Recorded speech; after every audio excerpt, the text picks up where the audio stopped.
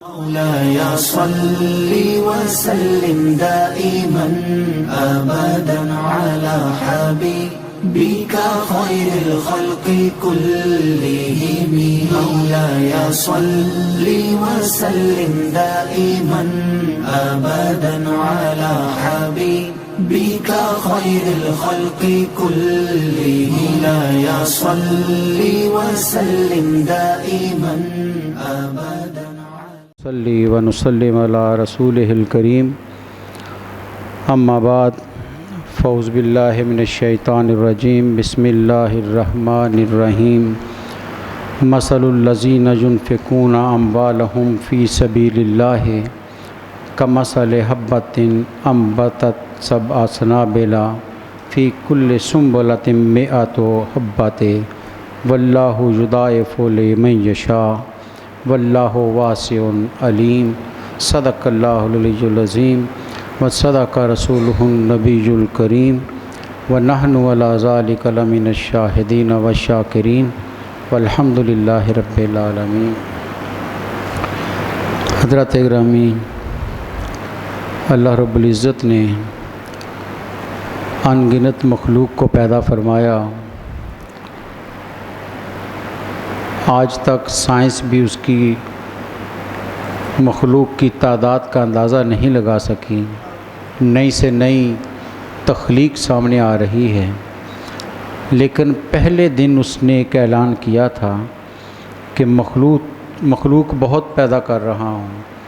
طرح طرح کی مخلوق ہے، فضاؤں میں اڑنے والی ہے، آسمانوں میں رہنے والی ہے، فضاؤں میں گھومنے والی ہے، زمین پر رینگنے والی ہے، پاؤں دریاؤں میں جو ہے بہنے والی ہے. مختلف طرح کی مخلوق کو پیدا کر رہا ہوں، لیکن ایک اعلان برملا اور واضح طور پر پہلے دن کر دیا کہ یہ ساری مخلوق میری ہے، لیکن میں نے انسان کو ان سب پر فضیلت دی ہے.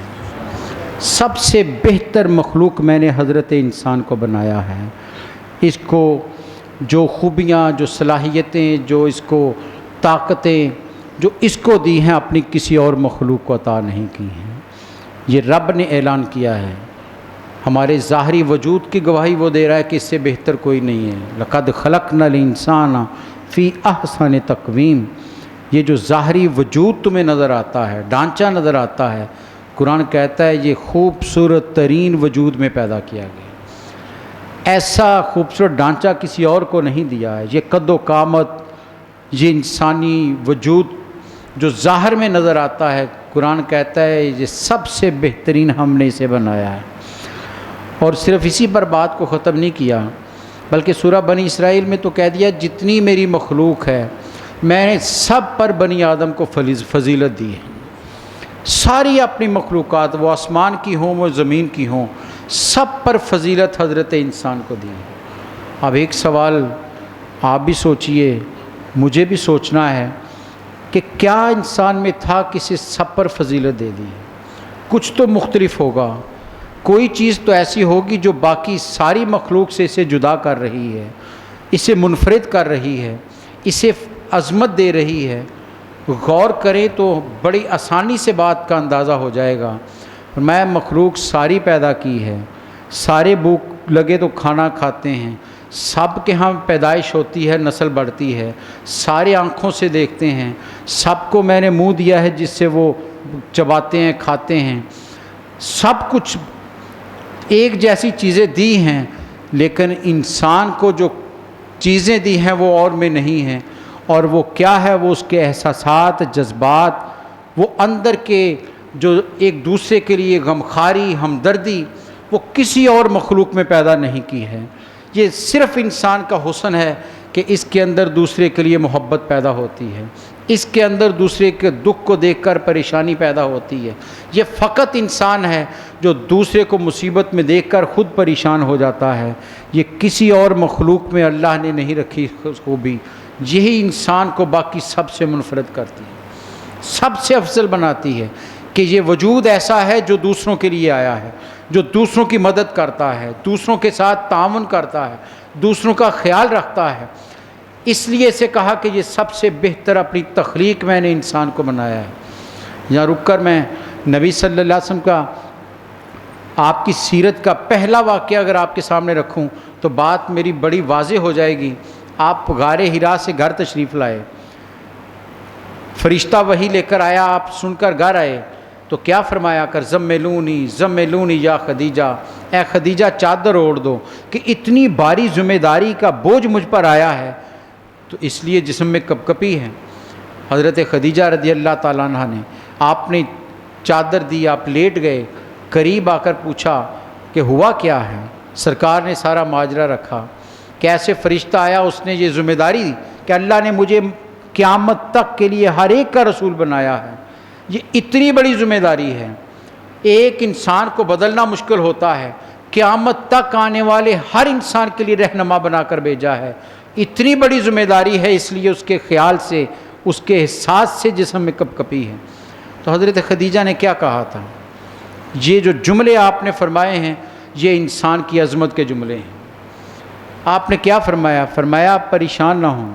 جو تسلی دی حضرت خدیجہ رضی اللہ تعالیٰ عنہ نے، ام المومنین نے جو پہلا آپ کو ایک حوصلہ دیا، تسلی دی، کیا جملے تھے؟ کہا آپ پریشان نہ ہوں، آپ کا رب آپ کو ضائع نہیں کرے گا۔ کیوں ضائع نہیں کرے گا؟ جو دلیل حضرت خدیجہ نے دی ہے یہی آج میرا موضوع ہے۔ آپ نے فرمایا آپ غریب کی مدد کرنے والے ہیں، آپ یتیم کا سہارا ہیں، آپ بیواؤں کے سر پر ہاتھ رکھنے والے ہیں، آپ محتاج کی مدد کرنے والے ہیں، آپ کا رب آپ کو ضائع نہیں کرے گا۔ یہ چھوٹے جملے نہیں ہیں، آج بھی تمام سیرت نگار کہتے ہیں کہ سیرت مصطفیٰ صلی اللہ علیہ وسلم کا پہلا عنوان، پہلا چیپٹر، پہلا جو باب ہے وہ حضرت خدیجہ نے لکھ دیا تھا، اور اس میں یہ نہیں کہا کہ آپ بہت سجدہ گزار ہیں، حالانکہ سرکار سجدہ گزار تھے، ساری رات سجدوں میں گزارنے والے، حضرت خدیجہ نے اس کا حوالہ نہیں دیا۔ یہ نہیں کہا آپ بہت جو وہ روزہ رکھنے والے ہیں، آپ بڑے خدا خوفی کرنے والے، سارے آپ کی عظمتیں ہیں، لیکن حضرت خدیجہ نے سرکار کی سیرت کا، آپ کے کردار کا وہ پہلو رکھا سامنے جو انسان کے کام آنے والا، جو انسانیت کے کام آنے والا۔ فرمایا آپ مدد کرنے والے ہیں، غریب کی مدد کرتے ہیں، محتاج کے کام آتے ہیں، یتیم کا سہارا بنتے ہیں، بیواؤں کا آسرا بن کر آئے ہیں۔ یہی معاشرت ہے، یہی معاشرے میں رہنے کے اصول ہیں۔ آج بھی انسانی معاشرے میں اگر رہنا ہے تو جب تک کسی انسان کے اندر یہ خوبیاں نہیں ہوں گی وہ انسان کہلانے کا حقدار نہیں بن سکتا۔ وہ تو جانور ہوگا کہ جانوروں کے ہاں کسی کا کوئی ہمدردی نہیں۔ یہ کہا جاتا ہے جنگل کے قانون میں، انگریزی کا کتنا بڑا مقولہ، ہر شخص کہتا ہے مائٹ از رائٹ۔ کیا ہے وہ؟ یہ جنگل کا قانون ہے کہ جو طاقتور ہے وہ غریب چھوٹے کو اڑا دیتا ہے، کمزور کو کھا جاتا ہے۔ جنگل میں یہی ہوتا ہے، جانوروں کی بستیوں میں یہی قانون چلتا ہے کہ ہمدردی نہیں کی جاتی، جو ذرا کمزور ہوا اس کو اڑا کر رکھ دو۔ بھیڑیا یہی کرتے ہیں، سب سے خوفناک درندہ ہے، لیکن جب برسات برستی ہے تو پاؤں اسے چلا نہیں جاتا، سلپ ہوتا ہے تو غار میں چھپ جاتے ہیں۔ کہتے ہیں سارے بیڑیے چھپ کر بیٹھے ہوتے ہیں، اور یہ ذہن میں رکھے بیڑیے کی خصلت کیا ہے، یہ ایسا خوفناک درندہ ہے کہ یہ اسے بھوک لگے یا نہ لگے یہ چیر پھڑ کرتا ہی رہتا ہے، خواہ پیٹ بھرا بھی کیوں نہ ہو یہ معاف نہیں کرتا۔ کہتے ہیں سارے غار میں چھپ جاتے ہیں کہ برسات کا موسم نکلے گا تو باہر نکلیں گے، اب اندر تو کھانے کو کچھ بھی نہیں۔ کیا کرتے ہیں وہ؟ کہتے ہیں ایک دوسرے کو دیکھتے رہتے ہیں، ایک دوسرے پر نظر رکھ کر بیٹھے رہتے ہیں، جو ذرا سا تھک کر آنکھ بند کرتا ہے سارے اس کو ہڑپ کر جاتے ہیں، پھر دوسرے پر نظر شروع ہو جاتی ہے، پھر دوسرا جو کمزور ہوا اس کو کھا جاتے ہیں، حتیٰ کہ ایک ہی بچتا ہے، خواہ کتنے بھی غار کے اندر کیوں نہ ہو سب کو کھا جاتے ہیں۔ یہ جانوروں کی دنیا ہے، انسانوں کی دنیا نہیں ہے۔ انسان کو الگ بنایا تھا اللہ تعالیٰ نے، انسان کے اندر ہمدردی، محبت، احساس کے جذبات رکھے تھے، اس لیے تو کہتے ہیں انسان کا لفظی انسیت انس سے بنا ہے، اس کے اندر محبت اور پیار کو اللہ نے فطرتاً رکھا ہے کہ یہ دوسرے سے پیار کرتا ہے، دوسرے سے محبت کرتا ہے، اور اگر وہ نہ ہو تو وہ انسان نہیں۔ نبی صلی اللہ علیہ وسلم کی ایک حدیث یاد آ گئی، آپ تشریف فرماتے حسنین کریمین کو کہ بوسے لے رہے ہیں، پیار کر رہے ہیں، ایک صحابی قریب بیٹھے تھے، وہ دیکھتے رہے جب آپ نے بار بار بوسہ لیا تو وہ کہنے لگے یا رسول اللہ صلی اللہ علیہ وسلم میرے بھی بچے ہیں، میں نے تو کبھی ایسے پیار نہیں کیا۔ تو سرکار نے کیا جواب دیا؟ فرمایا اگر اللہ نے تیرے دل میں محبت نہیں ڈالی تو میں کیا کر سکتا ہوں؟ تیرے اندر محبت اگر نہیں ہے تو تو پھر انسان کیا ہے؟ انسان ہوتا ہی وہ ہے جس کے اندر احساس ہوتا ہے، جو دوسرے کا ہمدرد ہوتا ہے، غمخوار ہوتا ہے۔ سرکار نے تو یہاں تک ارشاد فرمایا خیر الناس من ینفع الناس، اور کما قال رسول اللہ صلی اللہ علیہ وسلم، فرمایا بہترین انسان وہ ہے، مومن نہیں کہا، مسلمان نہیں کہا، انسان کہا ہے۔ انسان بہتر وہ ہے جو دوسرے انسانوں کو فائدہ دیتا۔ فرمایا انسان کو فائدہ نہ دے وہ انسان سے نیچے گر جاتا ہے، وہ انسان نہیں رہتا ہے۔ اور اسلام تو دین انسانیت بن کر آیا ہے، اسلام تو دین معاشرت بن کر آیا ہے، اسلام نے تو انسانیت کو بیدار کیا ہے۔ کہاں وہ ظالم، وہ جابر دور، وہ اندھیرے کا دور، ظلمت کا دور، جہاں باپ بچی کو دفن کر رہا ہے، جہاں لوگ سامنے سے مال چھین لیتے تھے، جہاں گلا کاٹنا کوئی مشکل کام نہیں تھا، ایک کھیل بن چکا تھا، اس تباہ حال معاشرے میں اگر ہمدردی کے جذبات پیدا کیے ہیں تو سرکار دو عالم نے پیدا کیے۔ اگر دوسروں کے لیے محبت کے جذبات پیدا کیے ہیں، بیدار کیے ہیں تو سرکار دو عالم نے پیدا کیے ہیں۔ انسانیت کو اندر سے جگا دیا، سوئی ہوئی انسانیت کو دوبارہ زندہ کیا ہے، اور پھر وہی انسان تھے، وہی وجود تھے جو ایک دوسرے پر سب کچھ قربان کرنے کو تیار ہو گئے، جنہوں نے اپنا مال جان سب کچھ قربان کر دیا اپنے بھائی کے لیے۔ یہ تھا معاشرہ جو سرکار نے تشکیل دیا تھا۔ یہ اسلام ہے جو انسان کو انسان کا ہمدرد اور خیرخواہ بناتا ہے۔ سرکار نے فرمایا ہمسائے پر جو حقوق ہیں ان میں بیمار ہو تو اس کی تیمارداری، اگر اسے مشکل آئے تو اس کی مشکل میں اس کا ساتھ دینا، یہ بھی اس کے حق میں شامل ہے۔ پڑھیے ذرا آپ نے جو حقوق رکھے ہیں سارے کے سارے وہ ہیں جو انسانیت کے کام آنے والے ہیں۔ تو اسلام دین انسانیت بن کر آیا۔ قرآن مجید دیکھیں ہمارے ارکان کیا ہیں، 5 ارکان ہیں اسلام کے۔ سرکار نے فرمایا بنی الاسلام علی خمس، اسلام کی عمارت کی بنیاد 5 چیزوں پر ہے۔ 5 بنیادیں ہیں اسلام کی۔ پہلا کلمہ طیب ہے، گواہی دینی کہ اللہ کے سوا کوئی معبود نہیں اور نبی صلی اللہ علیہ وسلم اللہ کے رسول ہیں۔ دوسرا نماز ہے۔ تیسرا کیا ہے؟ زکوٰۃ ہے۔ زکوٰۃ کیا ہے؟ ایک انسان محنت کرتا ہے، وہ دھوپ میں اپنے بدن کو جلاتا ہے، وہ سرد موسم میں راتوں کو اٹھ کر کھیتوں میں پانی ڈالتا ہے، موسم کی سختی گرمی برداشت کرتا ہے، وہ اپنے وجود کو مشکلات میں ڈالتا ہے کہ دولت کماؤں، محنت سے کماتا ہے، خون پسینہ ایک کرتا ہے، سارا مال اس کا ہے۔ لیکن کہا نہیں، یہ گمان نہ کر لینا سارا تیرا ہے، اگر ہم نہ چاہیں تو ایک لقمہ بھی تمہیں نہ ملے، ہم نہ چاہیں تو ایک لقمہ بھی۔ قرآن مجید نے مثال بھی دی ہے، کبھی پڑھیے قرآن مجید کو ترجمے کے ساتھ۔ قرآن کہتا ہے کبھی کبھی یوں ہوتا ہے کہ کسان شام کو اپنے کھیت میں آتا ہے، کھیت پر نظر دوڑاتا ہے، کھیت تیار ہے، فصل تیار ہے، لہلہا رہی ہے، دیکھ کر کسان خوش ہو جاتا ہے، دل میں جذبات آ رہے ہیں، صبح اٹھوں گا، فصل کاٹوں گا، غلہ گھر میں آئے گا، دولت آئے گی، میں خوشحالی کے دن گزاروں گا۔ قرآن کہتا ہے بڑی پلاننگ کر کے مطمئن ہو کر گھر آ کر سو جاتا ہے کہ صبح فصل کاٹوں گا اور میرے گھر میں اناج کے ڈھیر لگ جائیں گے۔ لیکن قرآن کہتا ہے ہوتا کیا ہے؟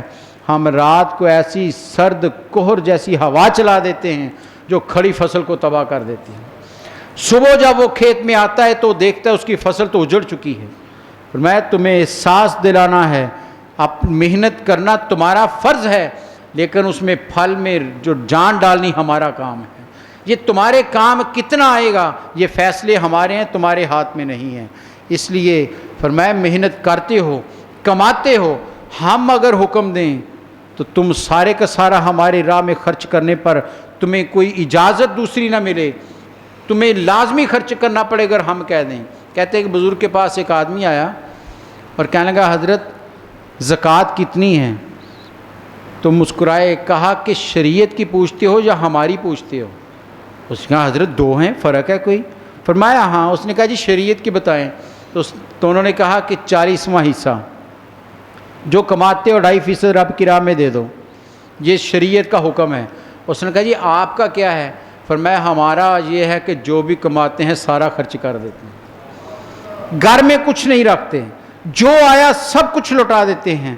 اور یہ کس کی سنت ہے؟ یہ کالی کملی والے کی سنت ہے. سرکار دو جہاں صلی اللہ علیہ وسلم کی ام المومنین سیدہ عائشہ صدیقہ رضی اللہ تعالیٰ عنہ قربان جائیں, آپ فرماتی ہیں ایک دفعہ اتنا مال آیا مسجد میں, مال غنیمت کے ڈھیر لگ گئے. سرکار صبح سے بیٹھے شام تک بانٹتے چلے گئے. رات ہو گئی, ایک اشرفی بچ گئی, کوئی لینے نہ آیا, حقدار نہ آیا. سرکار گھر تشریف لے آئے. ام المومنین سے پوچھئے سرکار کی کیفیات کا. فرماتی سرکار بستر پر لیٹے, کبھی دائیں کروٹ لیتے ہیں کبھی بائیں کروٹ لیتے ہیں. کہتے میں نے پوچھ لیا یا رسول اللہ صلی اللہ علیہ وسلم کہیں طبیعت میں تو کوئی پریشانی نہیں ہے؟ طبیعت تو ناساز نہیں کہ آپ بہت بے چین ہیں؟ سرکار نے فرمایا عائشہ یہ بات نہیں ہے. کہا یا رسول اللہ پھر یہ بار بار پہلو بدل رہے ہیں؟ فرمایا اس لیے کہ جلد سے جلد صبح ہو کہ وہ جو ایک اشرفی رہ گئی میں حقدار تک پہنچا سکوں. اور خود کی کیفیت کیا ہے؟ خود کی کیفیت کیا ہے؟ صحابی کہتے ہیں احد خندق کے دوران بھوک نے اتنا تنگ کیا کہ میں سرکار کی بارگاہ میں کھڑا ہو گیا اور کہا یا رسول اللہ صلی اللہ علیہ وسلم بھوک اتنی مجبور کر چکی ہے, اتنا بھوکا ہوں کہ اپنے جسم کو سیدھا رکھنے کے لیے میں نے پیٹ پر پتھر باندھا ہے, اٹھا کر قمیض دکھایا پتھر باندھا ہے. سرکار مسکرائے, تسلی دی, قریب بلایا, فرمایا پریشان کیوں ہوتے ہو؟ ارے اس رہنما کے ماننے والے ہو جو تم سے زیادہ قربانیاں دیتا ہے. فرمایا ادھر آؤ. اپنے شکم پر سے قمیض اٹھائی تو صحابی کہتے ہیں 2 پتھر باندھے ہوئے. اپنی کیفیت یہ ہے, نالین شکستہ ہیں تو بوسیدہ قبا ہے, یہ بادشاہ سلطنت ہر دو سرا ہے. اعلیٰ حضرت نے کہا تھا کہ گو پاس کچھ رکھتے نہیں, 2 جہاں کی نعمتیں ہیں ان کے خالی ہاتھ میں. مالک کونین ہیں, گو پاس کچھ رکھتے نہیں, 2 جہاں کی نعمتیں ہیں ان کے خالی ہاتھ میں. سب کچھ لٹا دیا. گھر میں کئی دن تک چولہا نہیں جلتا تھا, لیکن اپنی کیفیت کیا ہے, طاقت کیا ہے؟ حضرت عمر سے کہا عمر اگر میں چاہوں یہ احد پہاڑ میرے ساتھ سونے کا بن کر چلے, لیکن مجھے یہ پسند نہیں ہے, میں نے فقراء میں رہنا پسند کر لیا. تو اسلام تو بانٹنے کا دین ہے, تقسیم کرنے کا دین ہے, یہ تو لوگوں کے کام آنے کا دین ہے. سرکار یہی کرتے تھے. روایت ہے کہ ایک دفعہ جو بھی آپ کے پاس آ جاتا, جو سوال کرتا آپ اس کو عطا کر دیتے. یہاں تک سیرت نگار لکھتے ہیں, حدیث میں ہے کہ آپ کے پاس کچھ بھی نہ اس وقت گھر میں ہوتا تو آپ کہہ دیتے فلاں دکان کے پاس جا کر میرا نام لے کر اس سے لے لو. کہتے ایک دفعہ ایک آدمی آ گیا, ایسے ہی سوال کیا, آپ کے پاس گھر میں کچھ نہیں تھا. حضرت عمر رضی اللہ عنہ گواہ ہے اس بات کے, اس حدیث کے راوی کہتے ہیں مجھے خبر تھی سرکار نے کل سے کھایا بھی کچھ نہیں ہے, گھر میں ہے بھی کچھ نہیں. سائل نے سوال کر دیا, سرکار نے کہا ٹھہرو فلاں دکان پر چلے جاؤ. آپ ابھی کہنے لگے تو حضرت عمر بول پڑے یا رسول اللہ صلی اللہ علیہ وسلم اپنے آپ پر, اپنی طبیعت پر کیوں اتنا بوجھ ڈالتے ہیں؟ جب اس وقت نہیں تو آپ اسے کل کا کہہ دیجئے کہ پھر آ جانا. آپ اپنی جان کو کیوں مشکل میں ڈالتے ہیں؟ روایت کہتی سرکار کے ماتھے پر کچھ ناراضگی کے آثار ابھر آئے, بات پسند نہیں آئی. ایک انصاری صحابی بیٹھے تھے, فوراً بولے یا رسول اللہ صلی اللہ علیہ وسلم آپ عطا کیجئے, آپ کے رب نے آپ کو سارے جہان کی نعمتیں دی ہیں, اب ڈرتے کیوں ہیں؟ یہ جملہ سنا, حدیث کہتی سرکار کا چہرہ پھول کی طرح کھل اٹھا, خوش ہو گئے اور اسے کہا تو نے سچ کہا ہے, رب دے رہا ہے اور میں تقسیم کر رہا ہوں. یہ ہیں وہ سرکار جو مدد کرنے کے لیے تیار رہتے تھے, ہمیشہ غریب کے کام آنے والے, ہمیشہ محتاج کی مدد, اور خود اپنے عمل سے ثابت کیا ہے. یہ نہیں کہا حکم ہی دیا ہے, خود کر کے دکھایا ہے کہ جو مدد کی جاتی ہے. اور قربان جائیں صحابہ کرام پر رضوان اللہ اجمعین, ایک صحابی نے اس کا حق ادا کیا. کیسے لوگوں کی مدد کی جاتی ہے۔ آپ ہجرت کے واقعے کو دیکھ لیجئے، مہاجرین گھر سے کیا لے کر آئے تھے مکے والے؟ کچھ بھی پاس نہیں تھا، انصار مدینہ نے دل کھول کر سامنے رکھ دیا، دل کھول کر سامنے رکھ۔ حضرت عبد الرحمن بن عوف رضی اللہ تعالیٰ عنہ آپ فرماتے ہیں کہ مجھے بھی نبی صلی اللہ علیہ وسلم ایک انصاری کا بھائی بنایا، وہ مجھے گھر لے گیا، اس نے کہا آپ میرے بھائی ہو، میرے گھر میں جو کچھ ہے آدھا تیرا ہے، آدھا سامان تیرا ہے، اور یہاں تک فرمایا مجھے یہاں تک اس نے کہا میری 2 بیویاں ہیں، جسے آپ پسند کریں میں اسے طلاق دوں گا، آپ شادی کر لیں۔ حضرت عبد الرحمن بن عوف کہتے ہیں میں نے اسے کہا محبت سے، تیرے جذبات کا شکریہ، تیری محبت کا شکریہ، تو نے اپنا حق ادا کر دیا ہے، لیکن تو مجھے شہر کا، منڈی کا، بازار کا راستہ دکھا دے، میں اپنی محنت سے کما کر کھاؤں گا۔ اور وہی عبد الرحمن بن عوف کہتے ہیں ان سے زیادہ مدینہ میں دولت مند وجود ہی کوئی نہیں تھا، امیر ترین وجود تھا۔ غزوہ تبوک کے موقع پر 4000 دینار سرکار کے جولی میں ڈالنے والے حضرت عبد الرحمن بن عوف رضی اللہ تعالیٰ عنہ کہتے مدینہ میں قحط پڑ گیا، 700 اونٹ غلے کے لدے ہوئے حضرت عبد الرحمن بن عوف نے دوسرے شہروں سے منگوائے، اور مدینہ میں 700 اونٹ پہنچے۔ لوگ دیکھ رہے ہیں کہ عبد الرحمن بن عوف کیا کرتے ہیں، تاجر ہیں، کچھ پیسے لیں گے۔ کہتے دیکھا کہ سارے کے سارے مسجد میں رکھے، اور کہا لوگوں جتنا دل چاہتا ہے اٹھا کر لے جاؤ، سارا خدا کے نام پر دے دیا ہے۔ یہ ہیں وہ سرکار کے صحابہ۔ حضرت طلحہ انصاری سے پوچھئے، قرآن کی آیت اتری، 4 پارہ شروع ہوتا ہے لن تنالوا البر حتی تنفقوا مما تحبون، تم ہرگز نیکی نہیں پا سکتے جب تک اپنی محبوب چیز خدا کی راستے میں خرچ نہیں کرتے۔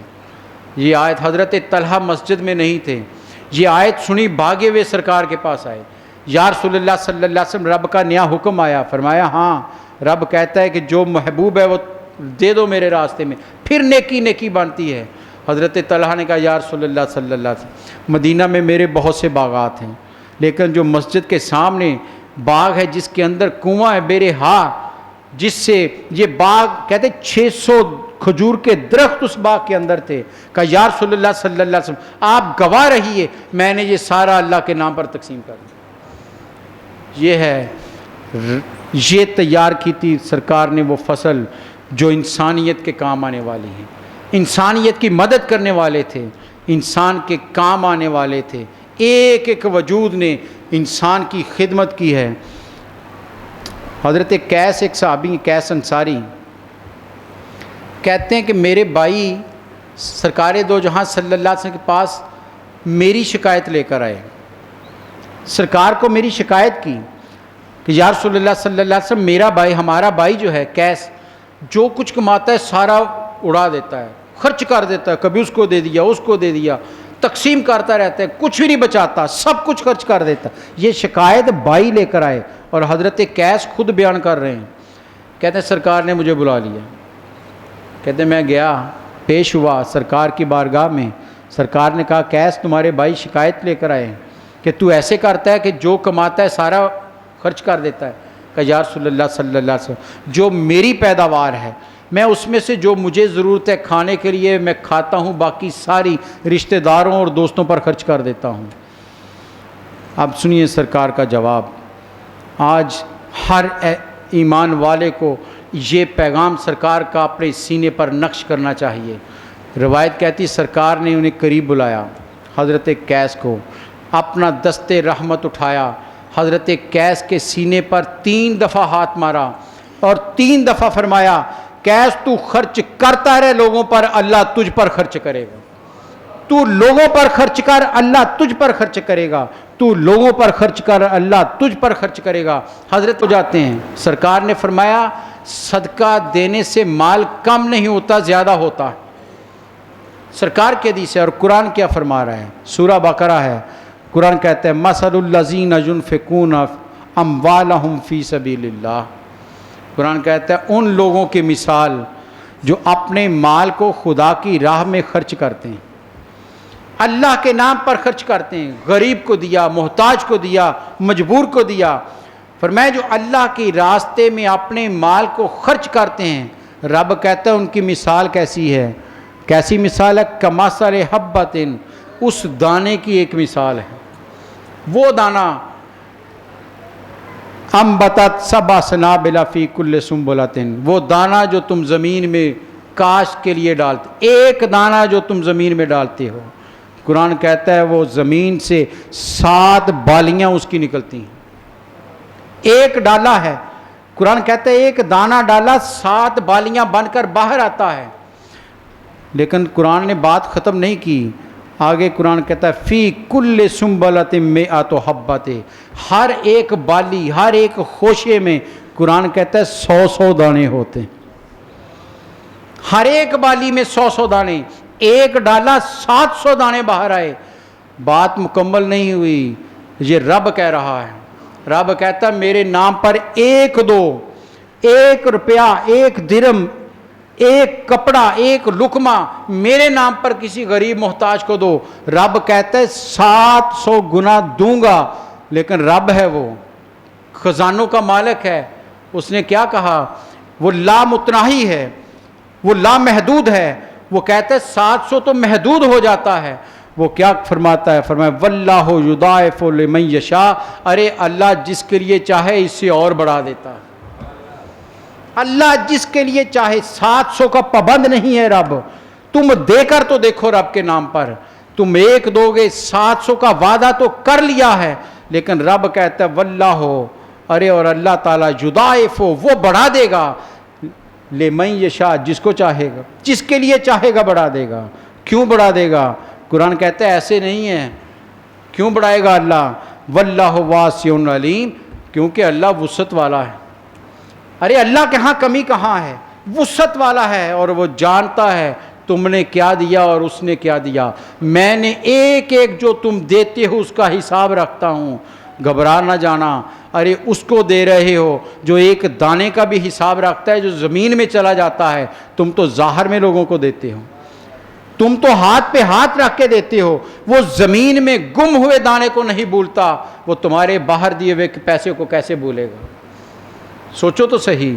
فرمایا واللہ واسع علیم، واللہ اللہ وسعت والا ہے اور جاننے والا ہے. آئیے، آج میرے وطن کی حالت بہت خراب ہے. آج اگر ہم اس ماحول میں بیٹھے ہیں تو ہمارا کمال نہیں ہے، اس کا کرم ہے، یہ اس کی رحمت ہے. آج گھر میں بچوں کے ساتھ دسترخوان پر کھانا کھاتے ہوئے ایک لمحے کے لیے سوچئے گا کہ اس غریب کا کیا قصور تھا جس کے بچے پانی کی نظر ہو گئے. اس کا کیا قصور ہے کہ جو 3 دن سے پانی کے کنارے پر بیٹھا ہے اور اسے کھانے کو نہیں مل رہا، بچے بلک رہے ہیں. میں اپنے بچے کے منہ میں لقمہ ڈال رہا ہوں. میرے اندر کیا کمال رکھا ہے؟ میں نے کیا خدا کو راضی کیا ہے؟ نہیں. یہ شکر کریں کہ وہ ہم پر اس نے ایسا عذاب نہیں مسلط کیا، ورنہ وہ فرماتا ہے تلک الایام نداولها بین الناس، لوگوں گواہ رہنا. رب کہہ رہا ہے ہم دنوں کو بدلتے رہتے ہیں. آج دینے والا کل لینے والا ہو جائے گا، کل لینے والا آج دینے والا بن جائے گا. یہ فیصلے رب کے ہیں. آج میرا وطن سسک رہا ہے. آج ہمارے مسلمان بھائی تڑپ رہے ہیں، وہ ہماری طرف دیکھ رہے ہیں کہ ارے ہم بھی تو گھروں میں بیٹھے تھے، ہم بھی تو اپنے بچوں کو لے کر بیٹھے تھے، ہمارے گھر میں بھی چولہا جلتا تھا، تھوڑا پکتا ہوگا، کم پکتا ہوگا. ارے ہم بھی بھوکا نہیں سوتے تھے، ہم بھی محنت کرتے تھے، کما کر لاتے تھے، اپنے بچوں کو ان کی ضروریات پوری کرتے تھے. آج اگر یہ عذاب ہم پر مسلط ہوا ہے، آج اگر ہم آزمائش میں آئے ہیں، تو اب آزمائش ان کی تو اس امتحان میں ہے کہ وہ پانی میں ہیں، اور جو یاد رکھیے ہماری بھی آزمائش ہو رہی ہے، ہماری بھی آزمائش ہے. سرکار کی حدیث سنیے، آپ نے فرمایا ساری رات عبادت کرنے والا، ساری رات سجدے کرنے والا، ساری رات خدا کے حضور قیام میں رکوع میں گزارنے والا، فرمایا پوری رات قیام میں گزار دے، سجدوں میں گزار دے. فرمایا اس کے گرد و نواح میں اگر کوئی بھوکا سو گیا تو رب اس کی عبادت قبول نہیں کرتا. رب کو ارے تمہاری عبادت نہیں چاہیے، وہ اپنی مخلوق سے پیار دیکھنا چاہتا. نکلیے باہر، دیکھیے تو صحیح اس وقت کیا بیت رہی ہے. وہ بھی ہمارے جیسے تھے. آئیے ہم ان کے کام آئیں. حضرت عمر فاروق کی وہ روایت میں نے پہلے بھی سنائی. وہ فرماتے ہیں آپ امیر المومنین تھے, مسجد میں تشریف فرما تھے, لوگ بھاگے ہوئے آئے, یا امیر المومنین یا امیر المومنین, کیا ہوا یا امیر المومنین, مدینہ کے باہر درختوں میں آگ لگ گئی ہے, اور آگ اتنی تیزی سے لگی اور مدینہ کی طرف آ رہی ہے, تیزی سے بڑھ رہی ہے, ہمیں خطرہ ہے ہمارے گھر بھی جل جائیں گے, ہمارے جانور بھی جل جائیں گے, کچھ کیجئے. آپ نے پوچھا لوگ کہاں ہیں؟ کہا جی سارا مدینہ وہاں گیا ہے اس کو بجھانے کے لیے, کوئی پانی ڈال رہا ہے, کوئی مٹی ڈال رہا ہے. حضرت عمر نے کیا جواب دیا؟ فرمایا سب کو مسجد میں بلا لو. لوگ حیران ہو گئے کہ یہ کیا حکم ہے؟ کہا حضرت وہاں تو بندے اور چاہیے, سامان اور چاہیے جو آگ بجھائے. فرمایا تمہیں میں نے کہا ہے ان سب کو مسجد میں بلاؤ. لوگوں نے پھر اصرار کیا کہ حضرت وہاں آگ زیادہ جلی ہوئی ہے, وہ مدینہ کی طرف آ رہی ہے. کہتے ہیں حضرت عمر غصے میں آ گئے, کہا تمہیں میں نے حکم دیا ہے جاؤ سب کو مسجد میں لے کر آؤ. اب امیر المومنین کا حکم تھا, حکم پہنچا, سارے لوگ مسجد میں آ گئے. اور تاریخ کہتی سارے آ تو گئے لیکن ایک دوسرے سے باتیں کر رہے ہیں کہ وہاں آگ لگی ہوئی ہے, ہم آگ بجھا رہے تھے, ہمیں اس سے چھڑا کر مسجد میں بلا لیا. چاہیے تو یہ تھا امیر المومنین خود بھی وہاں جاتے اور لوگوں کو بلاتے. یہ کیا ماجرا ہے؟ آپ ممبر پر جلوہ گر ہو گئے. عمر فاروق رضی اللہ عنہ کہا لوگوں سنو. اور کیا جواب دیا؟ کہا میں کچھ نہیں کہتا, میں فقط اتنا کہتا ہوں جاؤ اپنے اپنے گھروں میں, اپنے گھروں میں جا کر اپنے رزق کے منہ کھول دو, رزق کے منہ کو کھولو, تقسیم کرو. لوگ حیران ہو کر دیکھ رہے ہیں کہ آگ لگی ہے, یہ کہہ رہے رزق تقسیم کرو.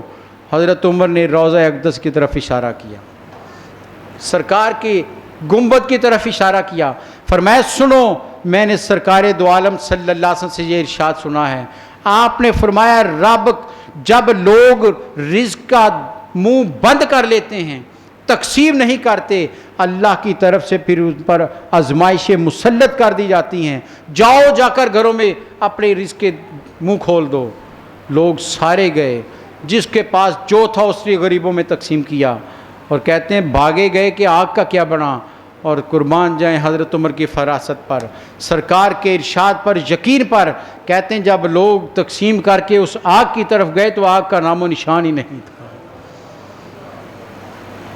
رب کے, اور سرکار کی حدیث ہے, فرمایا رب کے غضب کی آگ کو صدقہ خیرات بجھا دیتی ہے. حضرت امام سجاد, امام زین العابدین رضی اللہ تعالیٰ عنہ, کتنا بڑا امام ہے, سرکار کے گھرانے کا فرد ہے, اپنے کاندھے پر بوریاں اٹھا کر غریبوں کے گھروں میں پہنچاتے تھے. اور تاریخ کہتی جب آپ کا وصال ہوا, غسل دینے لگے تو آپ کی پشت مبارک پر بوریاں اٹھا اٹھا کر نشان پڑے ہوئے تھے. مقام میں بلند سے نہیں ملتا. رب کو وہ لوگ بڑے پسند آتے ہیں جو لوگوں کی مدد کرتے ہیں, جو لوگوں کے کام آتے ہیں. آئیے آج ہم بھی, اس میں دولت مند ہونے کی ضرورت نہیں ہے کہ اتنا ہوگا تو دیں گے. ارے سرکار نے کہا لاؤ مدد کرو, مسجد میں اعلان کیا. حضرت عثمان نے 1000 اونٹ کا انتظام کیا, حضرت عبد الرحمن بن عوف نے 4000 دینار دیے, حضرت عمر آدھا سامان لے آئے, حضرت ابو بکر سارا سامان لے آئے. ڈھیر لگ گیا. ایک صحابی بیٹھے ہوئے ہیں, وہ کبھی آگے بڑھتے ہیں پھر رک جاتے ہیں, پھر کچھ کہنا چاہتے ہیں پھر رک جاتے ہیں. سرکار تو دیکھ رہے تھے, ارے وہ تو دلوں کے بھید جاننے والا رسول ہے. ان کی کیفیت کو بھانپ لیا. آپ نے انہیں پیار سے بلایا, ادھر آؤ. اور میں کیا چاہتے ہوں؟ کہا یا رسول اللہ صلی اللہ علیہ وسلم, غریب آدمی ہوں, میرے پاس کچھ نہیں ہے, یہ ایک کھجور کی گٹلی ہے جو میرے پاس اس وقت موجود ہے, اور کچھ نہیں. یہاں تو بڑے بڑے نے لا کر ڈھیر لگا دیا, اس گٹلی سے کیا بنے گا, ڈرتا ہوں مذاق بن جائے گا. روایت کہتی سرکار نے کہا مجھے دو. اپنا دستے مبارک آگے پھیلا دیا. انہوں نے آپ کے دستے مبارک پر وہ گٹلی رکھی, آپ نے اس ڈیر کے اوپر اس کو رکھا اور فرمایا سنو, یہ سارا ڈیر ایک طرف اور یہ گٹلی ایک طرف ہے. رب کی راہ میں دیا ہوا ضائع نہیں جاتا, وہ پسند کرتا ہے. وہ کہتا ہے, حدیث ہے, نبی صلی اللہ علیہ وسلم نے فرمایا حشر میں خدا کہے گا میں بھوکا تھا تیرے دروازے پر آیا, تو نے مجھے کھانا نہیں کھلایا. آدمی کہے گا یا اللہ تو خود رازق ہے, تو کب میرے دروازے پر آیا؟ کہا میرا ایک بندہ بھوکا تھا تیرے دروازے پر آئے، اس نے صدا دی تھی اگر تو اسے دیتا تو تو یوں سمجھ تو نے مجھے دیا۔ پھر رب کہے گا میں پیاسا تھا تیرے پاس آیا تو نے پانی نہیں پلایا۔ وہ کہے گا یا اللہ بارش تو برساتا ہے، پانی سے زندگی تو پیدا کرتا ہے، تو کب میرے دروازے پر آیا؟ کہا میرا ایک بندہ پیاسا تھا، اس نے صدا لگائی تھی اگر اسے پانی پلاتا تو یوں سمجھ تو نے مجھے پانی پلایا۔ یہ حشر کے میدان کا واقعہ ہے۔ آئیے اپنے رب کو راضی کر لیں۔ ہم نے بندے کو نہیں رب کو دیکھنا ہے، اس کو راضی کرنا ہے، اور راضی تب ہوتا ہے جب اس کی مخلوق سے پیار کیا جاتا ہے۔ آج وطن عزیز کا 1/3 حصہ یوں سمجھیے کہ اجڑ گیا ہے، تباہی کے دانے پر ہے۔ وہ ہماری طرف دیکھ رہے ہیں کہ لوگوں گھروں میں بیٹھے ہو، سکون سے بیٹھے ہو، تم نے کوئی عبادات زیادہ نہیں کی ہیں، کوئی حلال نہیں کما رہے، کوئی تقوی کے معیار پر نہیں ہو، کتنی غلطیاں دن بھر کرتے ہو، کتنی نافرمانیاں دن بھر کرتے ہو۔ اگر یہ پانی کا رخ تمہاری طرف نہیں آیا تو رب کے فیصلے ہیں، لیکن آؤ اب ہماری مدد کرو۔ اس لیے حضرات گرامی، ہم نے اس مسجد میں انشاءاللہ العزیز ایک کیمپ کا آغاز کر رہے ہیں۔ ہر فرد اس میں کپڑے کی صورت میں، خوراک کی صورت میں، رقم کی صورت میں جو آپ مدد کر سکتے ہیں، اور میں سمجھتا ہوں کہ یہ ہم پر فرض ہے، اسلام میں ہر فرد پر فرض ہے، جو ہو سکتا ہے وہ رب کے راستے میں دے۔ یہاں مسجد میں انتظام کیا جائے گا آج سے ہی، جو احباب اس میں جس طرح کا تعاون چاہتے ہیں لے کر آئیں، انشاءاللہ العزیز باقاعدہ ایک ٹیم کی صورت میں ہم اسے جو ذمہ داران ہیں ان تک پہنچائیں گے تاکہ صحیح لوگوں تک وہ پہنچ سکے۔ مولاي صل وسلم دائما أبدا على حبيبك